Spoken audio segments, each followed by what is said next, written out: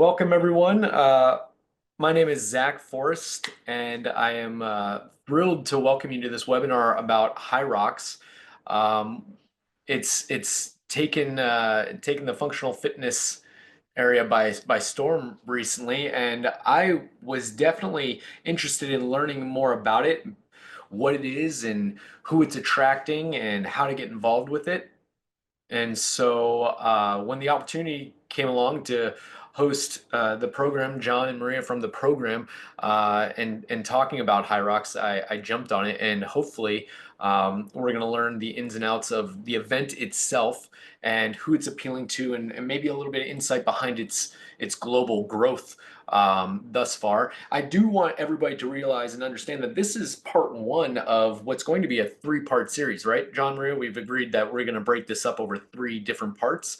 And today we're just introducing Hyrox as a concept to the functional fitness world, essentially.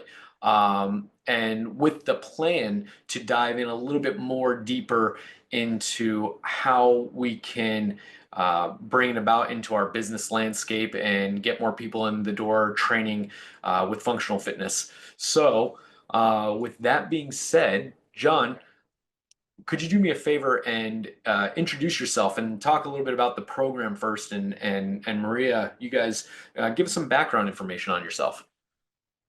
Yeah, well, thanks very much for having us and hosting us on the webinar. I've been involved in the space since 2006, 2007, so very early doors. And during that time, I've worn many hats. I started wanting to be an athlete. I then transitioned into coaching. I've been a gym owner and operator. But probably the thing that we're most known for is working with elite athletes. We've worked with some of the best CrossFit athletes in the world and have done so consistently over the last decade. And our mission statement has been since day one in supporting athletes in becoming the best that they can be. And that's, the definition of athlete for us has then expanded. That's gone from someone who just has an hour a day to train, someone who's attending a class. And so that's a little bit of a very brief overview of our history in the space. Now I'll let Maria introduce herself as well. Hi. Well, I've been in the fitness space, in CrossFit basically since about 2012. I've never really wanted to be an athlete. I would be what John considers the definition of our definition of athlete, just your regular person, gym goer. I started working with the program, was it around 2018, John, I believe? Just as a graphic designer, and my role has evolved a bit, and now your media lead. And we're really excited to start working with Hyrox. We feel this is a brand new space where a lot of great things can happen. Yeah, it's been interesting to see Hyrox. First off, thank you guys for introducing yourselves and giving us the background information, giving us some context on this. And it's very interesting to see, especially the elite level CrossFitters start to dip their toe into the program that is Hyrox. I think most recently who we see, I saw it all over social media, and I try not to pay too much attention, but I think it was Tia and who did she partner with? James Newbury. James Newbury, yeah. Who both phenomenal athletes. I just remember the meme popping up on my feed, like Tia was okay taking third or something like that. It wasn't, but she wasn't okay. I don't know. I think that was funny. But yeah, I would love to learn more about it. So let's dive right in. Yeah, so as you say, the kind of term Hyrox has been popping up more and more. And I think because of its origins in Europe, in Germany, it started around 2017. We were within Europe, we probably started hearing about it before it came to the States. And I think the trajectory, we've been involved for the last few years, but the trajectory of it has been grown substantially. Yep. I think we'll dive into this in a little bit in the slides. I'll see if they're get it to work. Oh, here we go. Okay. So, I'll keep talking and kind of use the slide space. But honestly, if anyone has any questions, or Zach, you have the questions prepared to go through. So, our main focus is how we can help gyms implement Hyrox into their programming, into their classes, and really with the goal of being able to support, attract new members, increase revenue, because we do believe it's a big potential market, especially for CrossFit gyms.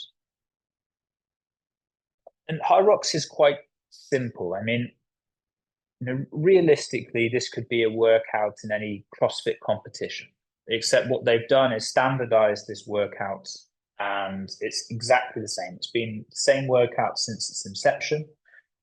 And you have a 1 kilometer run followed by 8 stations. And the interesting thing for us is the stations are something that we're very familiar with. We have a ski erg, sled push and pull, burpee broad jump, row, farmer's carry, sandbag lunges, and finally wobbles. And this going from this CrossFit world of unknown and knowable into the Hyrox world of known and knowable, I think has been something that attracts us. Having a conversation actually this morning as to why a lot of CrossFitters are trying Hyrox. And we often like to imagine it a bit like a Venn diagram where we have CrossFit on this side, runners on this side, and sitting in between is this Hyrox space. And so I think because of its close relation, in the same way that a lot of CrossFitters competed in weightlifting, again, weightlifting was closer to this kind of this middle section of the Venn diagram than the more extreme versions. You never saw CrossFitters doing many Spartan races or very long distance running. There's been a few anomalies, but not in the same way we've seen with weightlifting and Hyrox. So we think, and this is again the big reason why it's I think very interesting for CrossFit gyms and functional fitness gyms in the space. So the growth, I mean, I think the one thing that's amazing everyone is the growth. This having over 500,000 athletes competing in 2024. And this, the Open this year, I believe it's like 300,000 or so. And the Hyrox events are obviously live in-person events. So they've managed to attract over 500,000 people going to a venue to do an event. And for those who've been, it's a really interesting experience. They just really smoothly run. It's actually it's very well done for the athletes and for the spectators who go there. And now they just announced that they've currently hit 5,000 global affiliates. So, it's very quickly closing or catching up to Hyrox CrossFit's top end numbers. And here you can see the Venn diagram that we put in. We kind of have CrossFit on this side, Hyrox is in the middle, and then depending on how big that Venn diagram can go, we kind of get a lot of the crossovers into CrossFit. This is the nature of it. Some of the key differences that I mentioned, and these are, I think, really important differences, is this low barrier to entry. There's no complex gymnastic movements and there's no barbell. And for a lot of people, these can be two very intimidating factors. If you'd sign up for a CrossFit competition, due to the nature of the sport, this unknown and unknowable element, you may be asked to do bar muscle ups or walk on your hands or whatever that may be, or be able to lift heavy loads. Whereas if you can get through the 8 kilometer run, then the rest of the stations are accessible to you. And the nice thing about Hyrox again is you had people competing who just walk the 8 kilometers, do the station. There's no time cap for the event. Some people have taken up to 3-4 hours just to walk around and go through. So that accessibility is a very nice part of it. Just let me know if anyone has any questions or wants to jump in at any point. Feel free to. If anybody's posting questions, I'll snag them and I'll probably save them for the Q&A at the end. But if there's something relevant to the slide that you're on, I'll probably throw a hand up and pause you. Okay, perfect.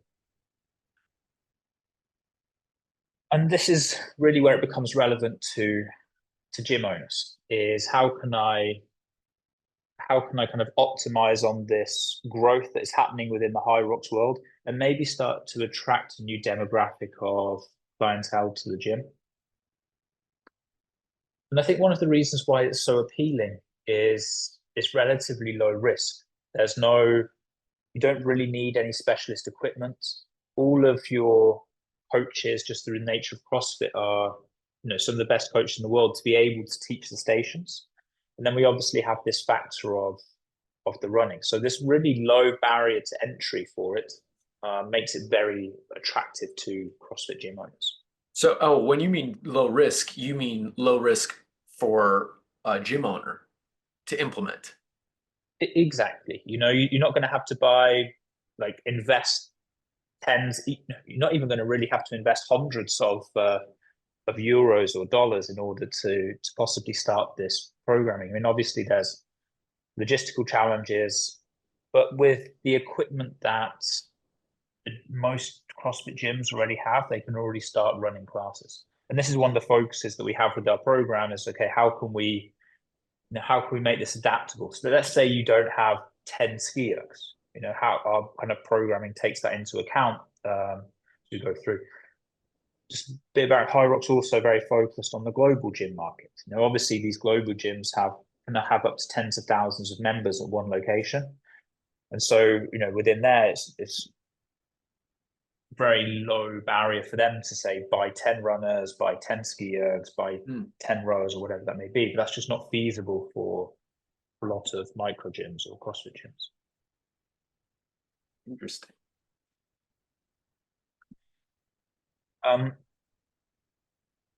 Yes, and again, this kind of goes into it. I also think this, because of the low barrier to entry, there's for new members wanting to start, it can be a really interesting access point.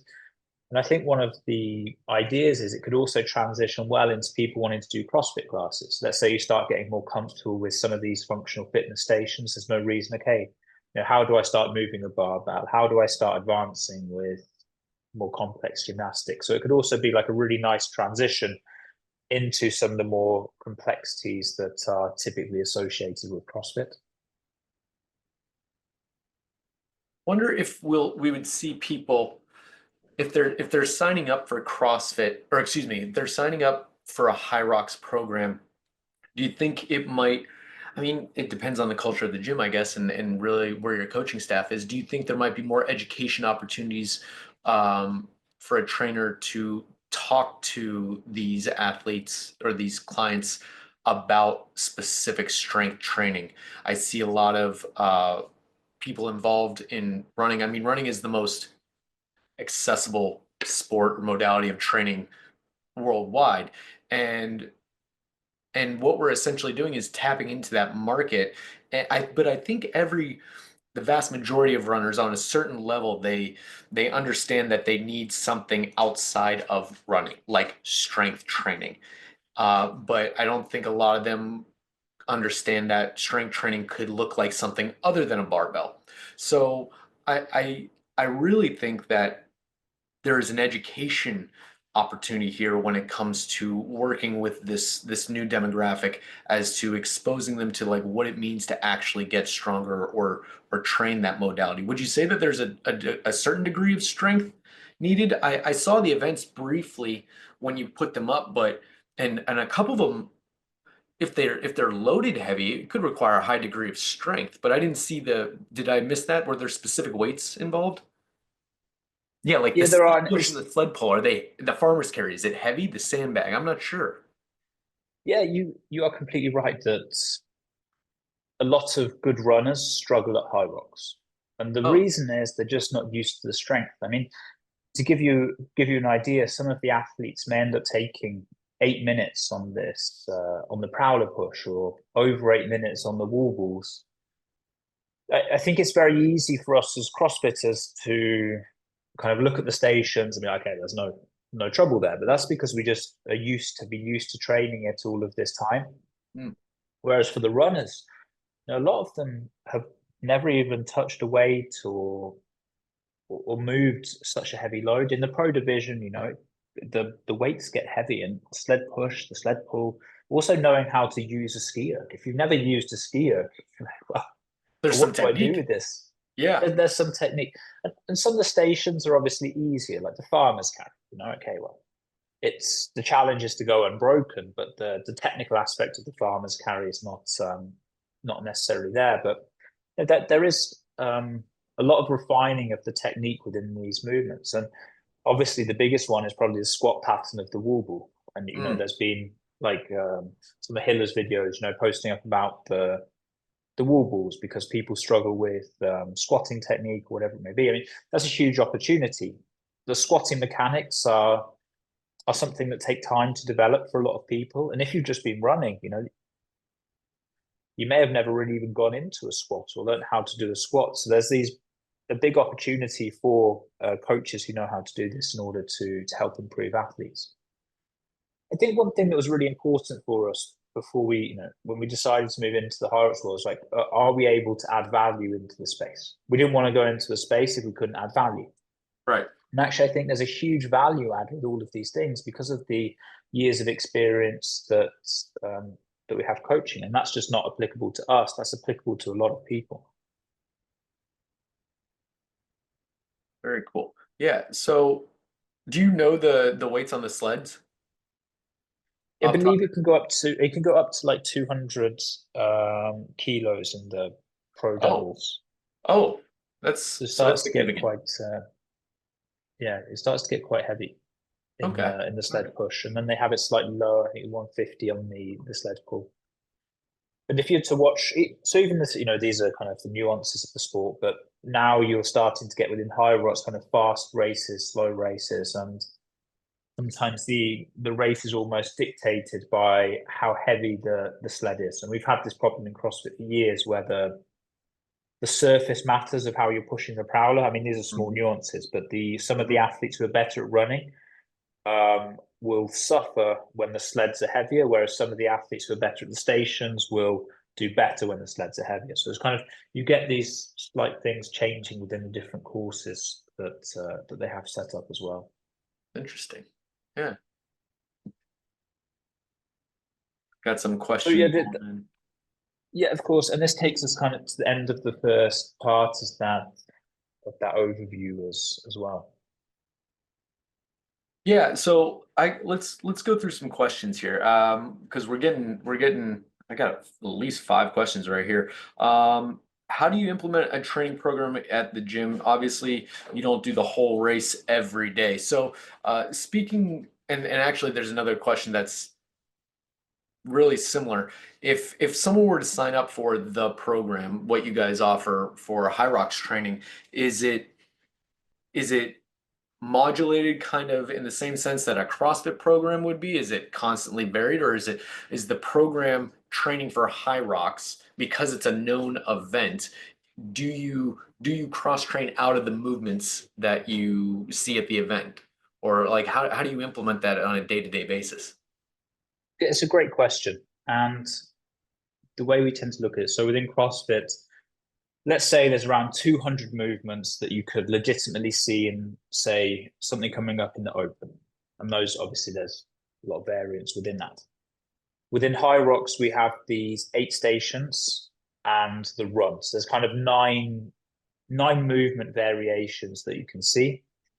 But actually, if you look at them, take it to an extreme, as we talked about with running, there's no variance in that, yet people can train 7 days a week doing run training. You add it then into triathlon, there starts to become actually a lot more variance the athletes have to manage. And what we found is that having these 9 modalities that you can train, there is a lot of variance you can add into class training, and it doesn't feel repeatable at all. There's obviously a bit of a switch in focus that we're starting to train a bit more towards the endurance end of the spectrum rather than the strength end. But as we mentioned as well, the strength is an important component. So we still implement deadlifts, squatting, bench press, all of those key movements, but we might take away the more complex barbell movements of a snatch, clean and jerk, however that may be. And the same thing with gymnastics. We might implement, press up, push ups, or however the pull ups, strict pull ups, those kind of things. But we don't need to implement the more extreme version of that into, let's say, bar muscle ups. Yeah, that makes sense. I guess as a gym owner that wanted to implement this, I think I would struggle, not not be able to do it, but I think I would struggle um, to articulate well enough to describe the difference between Hyrox and CrossFit, not to my customers, because my customers, when it comes to training knowledge, they're very low on the totem pole typically. But to my I'm staff, just gonna plug my laptop in a second. Just a oh, second. you're good. Like if I had a staff of 10 trainers that were all used to running people through CrossFit classes, I can't just go to my trainers who hopefully have a decent understanding of human physiology and all this other stuff and just be like, hey, now we're doing high rocks. And they go, well, why wouldn't a normal CrossFit class prepare them for high rocks? What is the difference? What is the difference in the training going to look like other than just quote unquote more running, right? So I think that would be one of the first steps that I would want to take is figuring out how I would articulate that to my training staff, my coaches, so that they could better implement it and understand it. Because I'm assuming scaling is going to have to take place, modification for injuries and capacities. Is there Joe just asked a phenomenal question. Do you utilize periodized training for the programming more so than you would in CrossFit? Is that something that you would see? Again, this is a really good question and something that we've dived into quite a lot with our coaches and how we approach both aspects of this. And I would say yes, Okay. that within Hyrox, the concepts of periodization and tapering become more applicable than they would say in CrossFit. And this starts to open up like a really interesting debate between the two. And I think it's really hard to start debating because of the like this what is CrossFit? Okay, we know it's constantly varied functional movements executed at high intensity across broad times and modal domains. We have this definition. But then I at love what that you point know is that it not definition, by the way. That warms my heart that you said it like that. You said it correctly. So I love that. Thank you. uh, but it's where does that definition kind of stop? Right. Yep. Because exactly as you say, you can use CrossFit then to train for everything and anything. And I think a nice way of looking at this is a lot of gyms around the world. Probably the most common workout to be performed around the world is mirth. So with mirth, a lot of gyms will then start going, okay, the time's coming. Maybe we start doing some specific training for that. We might have members doing more push-ups, squats, pull-ups, and running in order that they're ready for this mirth event. And actually, it then becomes the same thing with Hyrox. Is that okay? We know there's a known and knowable element to this, so we start tapering our training to that. A lot of the CrossFit principles, there's something that we really enjoy, we stick to, we utilize a lot. But having a specific nature, and with our athletes, we've done this as well for regionals training, for example. When athletes know what the workouts are going to be 4 weeks out from Right. semi-finals, regionals, the training becomes more specific Right. because in order to have this kind of specific fitness, you do need to be specific You at need to at a optimize for certain the point. known variables. Yeah. Exactly. Yeah. And that's really where that twist comes in. Is like, okay, I know what's going to be occurring, therefore I can start optimizing my training for it. I mean, and a simple example of that is obviously I'm going to do more running rather than biking or bar muscle ups or whatever that may be. It's interesting because, and I am a OG CrossFit purist. I started CrossFit before the games was even a thing. So when people say CrossFit to me, I hope I resonate with some people either listening live, watching live, or in the future. When people say CrossFit to me, I don't think of the games. When people say CrossFit and when they say like, oh, I do CrossFit or I work out CrossFit, I'm thinking of exercise and training for generalized fitness. And I don't think of fitness as the sport that people are talking about. But when someone says high rocks, now you're training for a specific event for a sport. And CrossFit training as health and fitness and longevity in general application is different than becoming good at exercise. Good at exercise for the sake of being good at exercise for like the CrossFit Games, or in Hyrox sense, I'm going to get good at exercise for this specific event.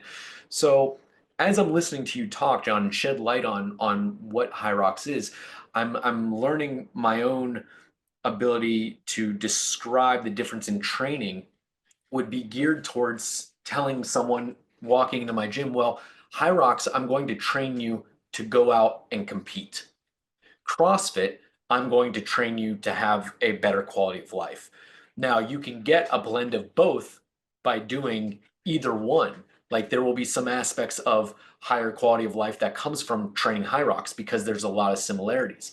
But it sounds like Hyrox programming that you guys put out is geared specifically to get someone probably physically and mentally prepared to do the competition and do well at the event. Is that fair? I would say a little that actually within our class programming, actually maybe a better way to kind of look at it is that we focus more through the conditioning aspect. Okay. So we know that athletes are going to be doing better in a Hyrox if they're more aerobically conditioned. Yeah, that And therefore, we can tailor the classes in order to make sure, okay, we're just working towards this conditioning aspect. So we have conditioning, gymnastics, and weightlifting as our kind of triage of what we utilize. We're putting more eggs in the conditioning baskets rather than the other two. So we kind of lose the balance of that triage, but we get other benefits that come through that. So, maybe as a bit of a practical example, so the way we've structured our classes for a while is that training 4 or Thursday has been a conditioning class. Oh, okay. And Yeah. and a lot of gyms have implemented that. The Thursday would kind of be like this active recovery day or conditioning or something specific. And it was often a bit of a day that a lot of people would then take a rest day instead of coming to the gym. And what we found with some of the gyms who then started implementing Hyrox on their conditioning day, obviously because it's the most similar, is that just by calling it Hyrox and having a bit more of a focus on this day, that it all of a sudden became a really popular class. And Thursdays, because they're doing Hyrox training, everyone's like, okay, I've got some focus, I've got something to train for. And it became really popular. And this is where we noticed the growth. And one of the reasons why we've started bringing out this affiliate programming, because people are like, hey, how do we specifically do this? And how do we manage this? That's a phenomenal point that people's motivation, their discipline, their ability to be consistent skyrockets when they are training for something. And I think that's one of the reasons why the games and the open became so popular, and why Hyrox is becoming so popular is because it's a point in time that I can arrive at with my training. And I think a lot of people struggle, especially OG CrossFitters or coaches that know, like, hey, the fitness trend, the fitness not trend, the journey is a long distant horizon that consistency builds up over time, that there is no arrival point. This is something that you're going to do the rest of your life if you do it well. But Hyrox brings the urgency, or what's the word I'm looking for when something is extremely pertinent. I get it. Like it's more sudden, it's closer, it's more tangible because it's so soon. I think Hyrox does a really good job at that. Nick, oh, my buddy Nick asked a phenomenal question. I'm curious if if you're looking to attract beginners to your gym through Hyrox, how do you leverage the name and brand for people who are not familiar with it? Yes. So the Hyrox affiliation, just to clarify, works in a similar way to CrossFit. You sign up and you become a Hyrox affiliate, Okay. and that allows you to be a Hyrox gym. That allows you to use the And then name and the branding. exactly, Okay. it's there are a lot of similarities between CrossFit and Hyrox, and I would say that The biggest way to utilize it is by, say, doing some kind of event at your gym. You may do some kind of simulation. The Hyrox events are great. They have them all around the world now, and I'm sure you can find something. But doing like a little event in your own gym to maybe spark the interest of people in the local community could be something a really nice way to do it. You know, organize like a classic kind of CrossFit showdown. You know, we're going to organize this event. We maybe even train for it for, like, say, a 6 week period, as you say, to have that kind of motivation. And for the people who are keen, as they do, they go travel to one in a bigger city or fly out with some friends to take it on for the weekend. So I think utilizing a simulation style event is a really good way to get people to know about it. Yeah, that's kind of cool. Like you do like a mini rocks. I've heard gyms do like a mini Murph, and I'm just like, man, it better be mini if you're just bringing beginners into Murph. That's like one of the worst things you could do is be like, oh, it's your first day at CrossFit. Here's Murph. Yeah, don't do that. But like high rocks, you could cut the volume and make it very, very appropriate. You could make Murph appropriate too, but I doubt that that's happening as much as it should. So you're saying use it as like a jump off point introductory. Like you could also have like a 6 week program, like couch to high rocks kind of thing. Like, and where they come in, Yes. they start with some basic movements, and the culmination of the program is doing like a full on event from your gym.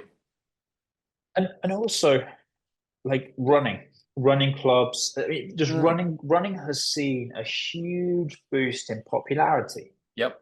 And how are these runners going to train for Hyrox? You know, they're so used to just running. You know, that's obviously the sport that they're doing.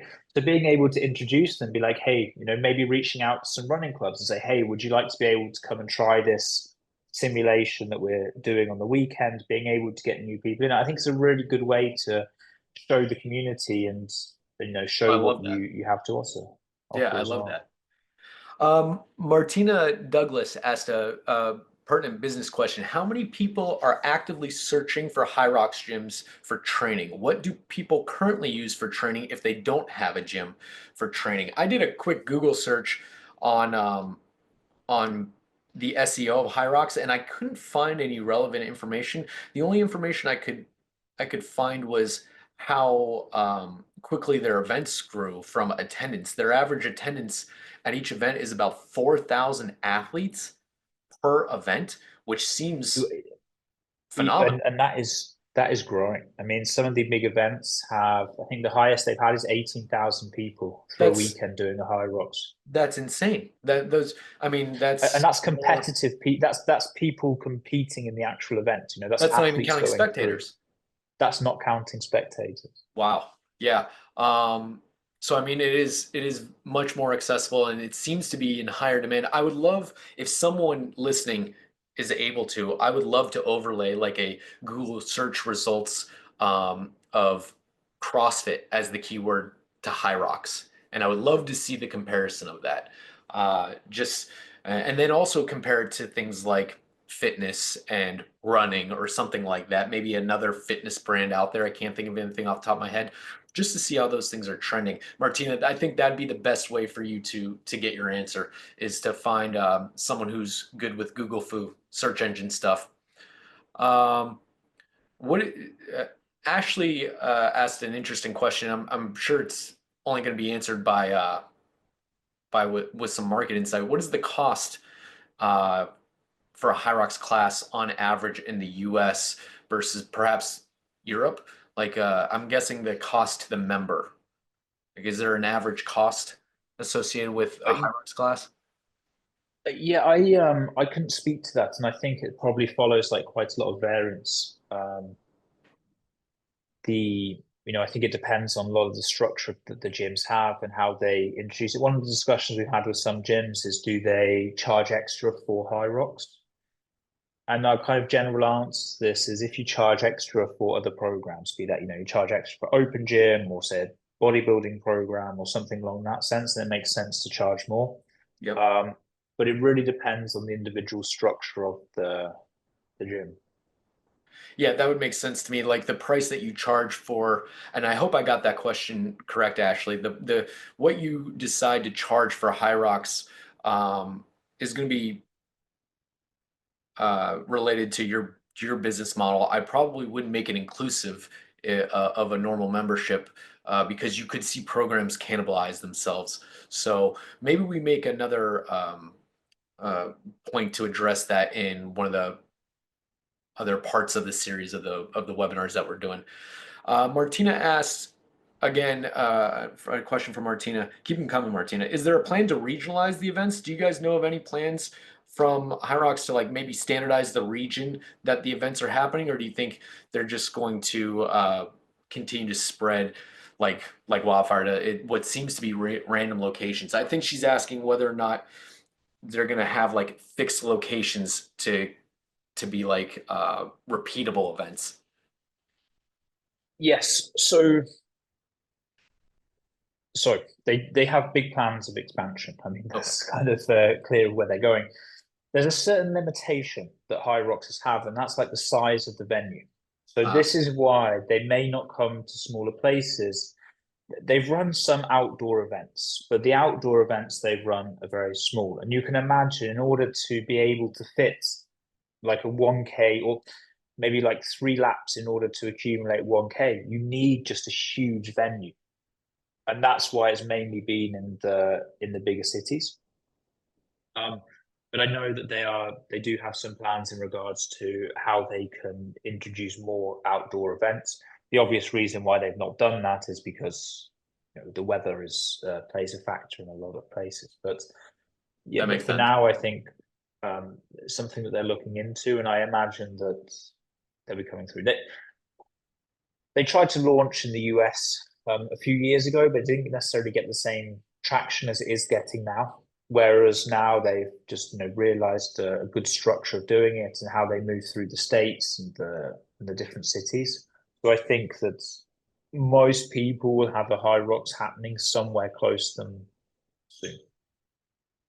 Yeah, I mean, if they're smart, they'll continue that trend so that they can continue to get new people involved and keep people engaged in it. This is an One thing interesting. actually, just yeah, Oh, sorry, it's just still on that point, Zach, was yes.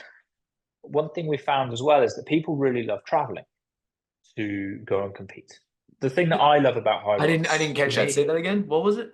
people really enjoy traveling to the Oh, Hyrox. okay. Um, and the thing that I love about it is like, you're probably the average time to complete a Hyrox is 90 minutes. So you know that okay, on the Saturday or Sunday, whenever it may be, I'm going to be doing the Hyrox for 90 minutes. The rest of the weekend, you're completely free. And this is we spend our lives at CrossFit competitions, and I can tell you that from like 6 in the morning until 10 in the evening, you're pretty much occupied with whatever it may be. So having this really small window allows people to go and do tourist things. Let's say you're going to there's an event in New York, you get to go see New York for the weekend and combine it with this purposeful thing of doing a higher expense. So some of the gyms, we have a lot more connection with Europe. They might pick an event, let's say Barcelona, and the whole gym signs up and makes a weekend of it going to Barcelona. Hmm. Yeah, I mean, sounds a weekend in Barcelona sounds phenomenal to me. I would love to do that. Yeah, yeah, yeah. I see some questions being repeated in here. Maybe we should, as we wrap up here, I wanna drive some points home. Can we explicitly state where is the cost and the benefit of affiliation with Hyrox as opposed to just running my own new auxiliary class that will prep someone for these events? What is the motivation for a gym owner to actually affiliate, a business owner to actually affiliate with Hyrox? I believe that there's value in having the official name. The official name. There's just Okay. there's something about supporting the brand, Right. being able to utilize that name, and the barrier to entry is pretty low. I believe it's like $100 a month or something along that. So for $100 a month, you're able to utilize this name and become an official Hyrox training center.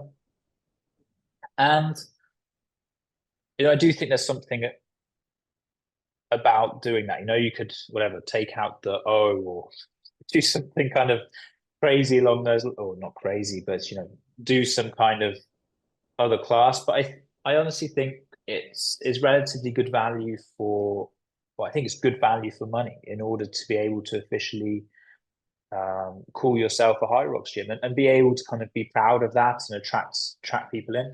The other thing I would say is for the attracting of new members, the marketing side of that's probably easier because Hyrox has this huge growth.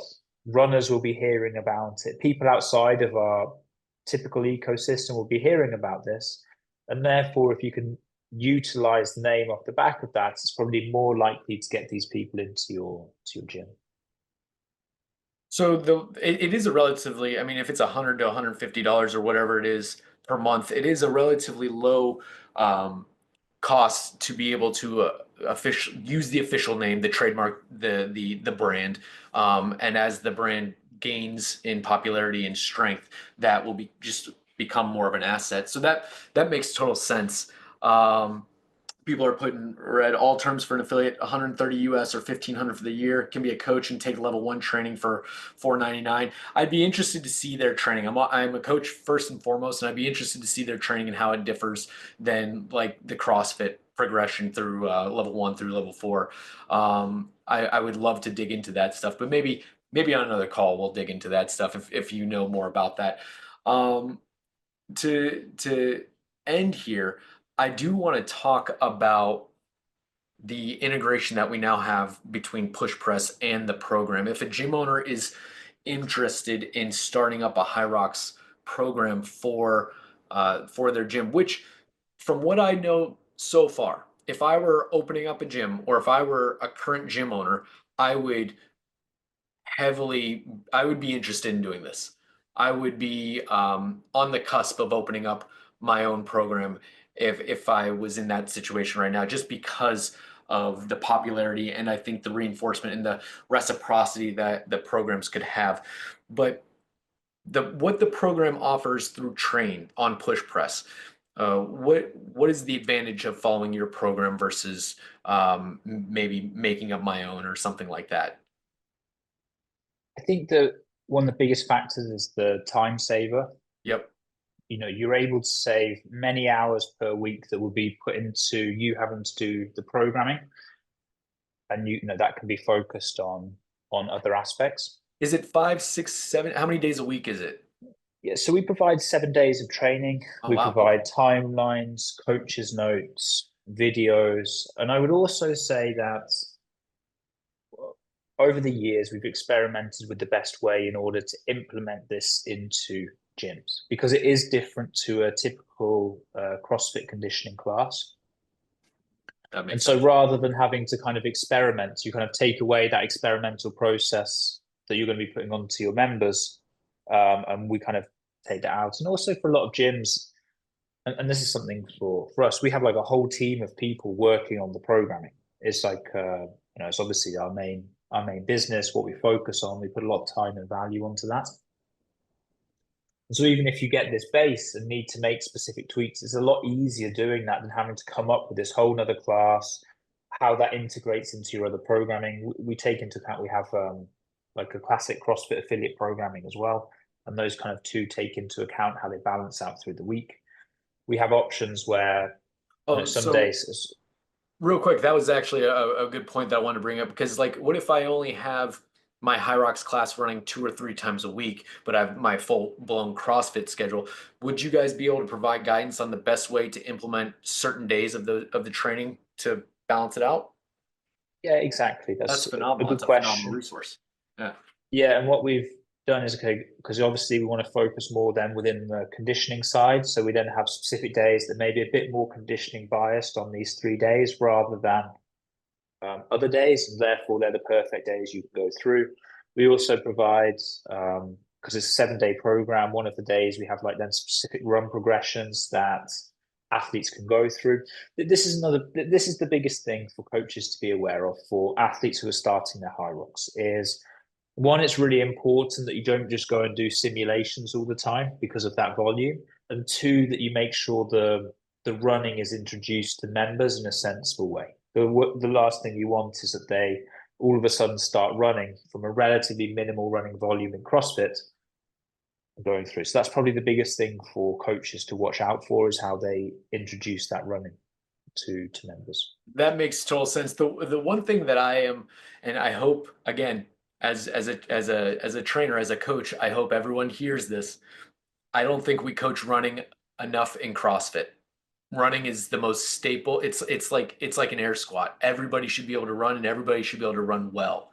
And I am hoping that with Hyrox gaining popularity, that we go back to being able to coach running really well, and that people start to learn, breathing and upper body mechanics and foot strike and posture and how all these things play into movement. So I am looking forward to hopefully seeing coaches take running mechanics a little bit more seriously. John, thank you so much for John and Maria. Thank you so much for being on this. This part one was very much a what is Hyrox? Where did it come from? And what is it looking to do in the future? Part two will definitely dive into more about how to implement Hyrox into the business side of things logistically, right? Like we're going to talk about maybe some space and equipment needs, maybe how to structure the program a little bit more in depth. Is that where we're going in part two? Yeah, I believe so. And also, I think this is where Maria's expertise come in as well, as how you can kind of utilize marketing materials in order to help get people engaged. That makes total sense, and I'm definitely looking forward to that. And then part three, later on down the line, we'll talk about using it as a retention program and where to go after you have your program set up and running, and how to maintain growth, that flywheel of growth that we always talk about. So I'm very much looking forward to learning more from you guys and continuing our conversation. I do have record of all these questions that popped in that we did not get a chance to get to. I'm going to write these down. And actually, Maria, John, if I can I send them over to you guys so maybe we can build that into the part two and part three presentation if you Yeah. feel like it fits there. That'd be awesome. There is an exit survey for everybody. Answer some questions if you'd like more information about the program. Where can people find you, John?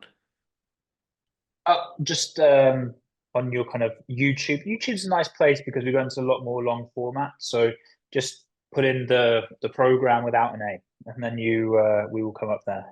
I like it. Very cool. So again, thank you everyone for coming out and learning about Hyrox and this new functional fitness craze. And we look forward to seeing you on part two. John, Maria, thank you. Thank you Thank all. you very much. Bye.